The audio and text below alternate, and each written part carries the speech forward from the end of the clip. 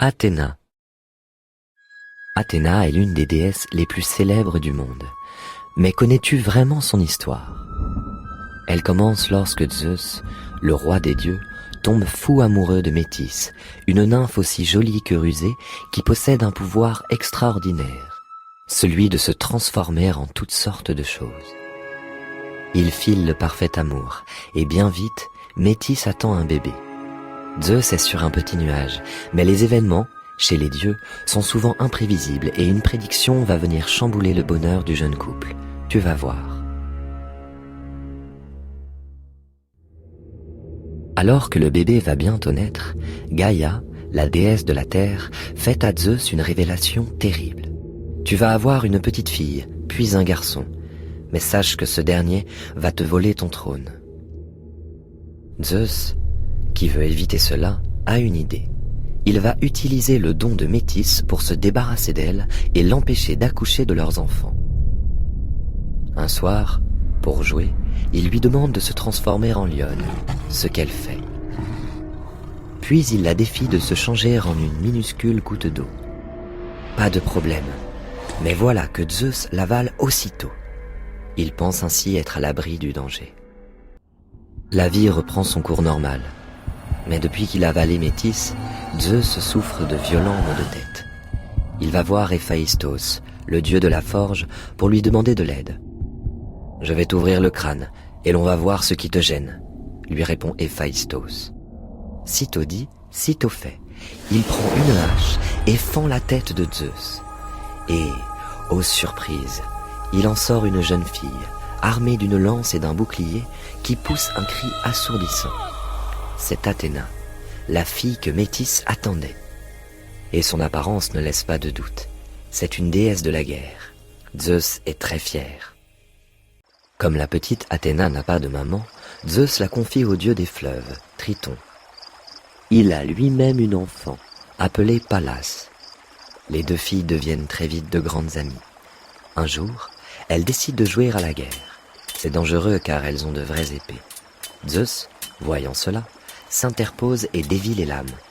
Mais emportée par son élan, Athéna transperce involontairement Pallas.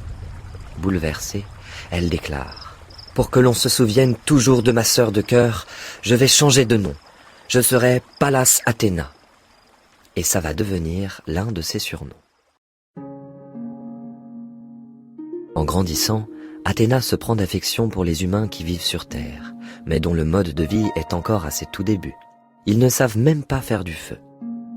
Prométhée, un titan qui veut les aider, demande un jour à la déesse. Les humains ont froid l'hiver, ils ne peuvent pas cuire leurs aliments et vivent dans le noir. Vous, les dieux, vous avez le feu. Peux-tu m'aider à le rapporter sur terre? Touchée, Athéna le fait entrer secrètement dans l'Olympe, le royaume des dieux. Le titan se saisit d'une braise, puis s'enfuit jusqu'à la terre.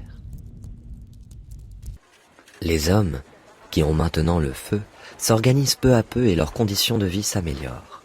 Les villages s'agrandissent et deviennent de véritables cités.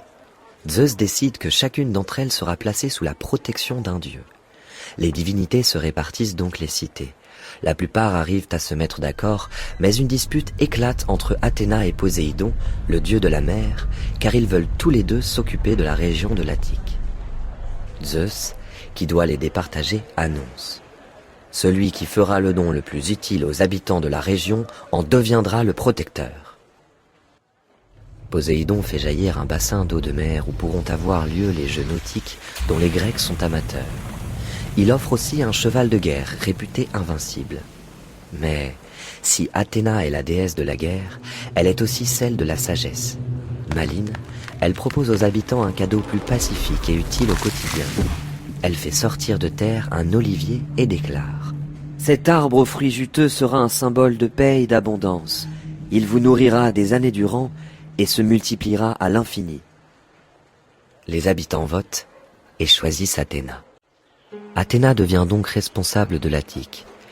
Elle s'occupe du gouvernement, développe l'agriculture, mais enseigne aussi aux habitants l'art du bronze et du tissage. Pour la remercier, la capitale de la région est renommée en son honneur. Tu as deviné, il s'agit d'Athènes. La cité décide même d'adopter l'animal fétiche de la déesse, la chouette, comme emblème. Poséidon s'exclame. « Je vais leur montrer ce dont je suis capable. Je vais provoquer un raz de marée qui va noyer toute la région. » Zeus réussit à le calmer, mais pas pour longtemps. Poséidon va bientôt se venger. Quand il apprend qu'Héphaïstos est amoureux d'Athéna, il en profite pour raconter au dieu de la forge. « Tu sais, Athéna t'aime aussi, mais elle n'ose pas te le dire car elle est timide. » C'est faux, bien sûr. Et lorsque la déesse vient récupérer des armes dans la forge d'Héphaïstos, celui-ci tente de l'embrasser. Furieuse, elle le repousse. Très malheureux, il se met à pleurer.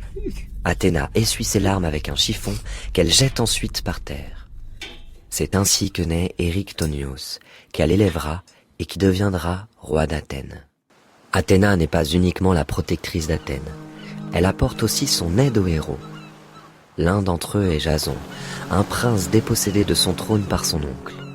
Pour le récupérer, il doit rapporter un objet légendaire, la toison d'or d'un bélier ailé. Mais il doit aller très loin pour la récupérer. Il supplie donc Athéna. « Aide-moi à construire un grand bateau.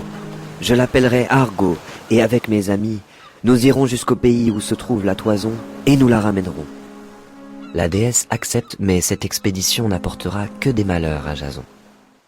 Athéna porte ensuite secours à Persée, qui doit tuer Méduse, une femme terrifiante dont les cheveux sont des serpents. Elle est redoutable, car quand l'on croise son regard, on est transformé en pierre. On dit alors qu'on est médusé. Mais la déesse a la solution. Elle donne au héros un bouclier poli comme un miroir et lui dit: il te permettra de voir le reflet de Méduse sans la regarder dans les yeux. Avec ton casque d'invisibilité et tes chaussures ailées, tu vaincras. Persée réussit à couper la tête de Méduse, qu'il offre ensuite à Athéna pour qu'elle décore son propre bouclier. Non loin de là, le demi-dieu Héraclès est chargé d'accomplir 12 exploits presque impossibles. Il réussit pourtant les 4 premiers, mais au 5e, il rencontre de grandes difficultés. Il doit se rendre au lac de Stymphale pour abattre des milliers d'oiseaux au bec acéré. « S'il te plaît, Athéna, aide-moi, car je ne sais pas quoi faire, » dit-il. Elle lui donne une cloche dont le bruit terrifie et perturbe les oiseaux, ce qui permet à Héraclès de les abattre avec des flèches empoisonnées avant qu'ils ne l'attaquent. Le lac retrouve enfin son calme. Mais Athéna a aussi des défauts et peut se montrer susceptible. Un beau jour, elle se chamaille avec les déesses Aphrodite et Héra, car chacune prétend être la plus belle. Zeus ne veut pas s'en mêler et demande donc à Paris, un prince troyen, de désigner la plus jolie des trois en lui offrant une pomme en or. Aphrodite fait un pacte avec Paris. « Je sais que tu aimes Hélène, l'épouse du roi Ménélas. Si tu me choisis, je te promets que tu pourras ramener la belle chez toi, à Troie. » Paris lui donne le fruit et, quelques mois plus tard, il réussit en effet à enlever Hélène. Mais les conséquences vont être catastrophiques. Ménélas, très en colère, réunit les chefs des autres cités grecques. « Je veux retrouver ma femme. Il faut prendre les armes contre Troie pour libérer Hélène. » Tous les chefs sont d'accord, mais les dieux sont divisés. Chacun choisit son camp. Aphrodite soutient Paris, mais Athéna, vexée que le prince ne l'ait pas désignée comme la plus belle, prend parti pour Ménélas. Quant à Héra, également fâchée avec Paris, elle soutient aussi les Grecs. La guerre de Troie est terrible et elle va durer 10 ans. Tu imagines? Durant ces années, Athéna va sans cesse aider les héros sous sa protection en leur donnant des armes, en les protégeant lors des combats ou en leur inspirant de très bonnes stratégies. Une fois la guerre de Troie terminée, elle va parfois aussi veiller sur certains héros grecs, comme le très célèbre Ulysse.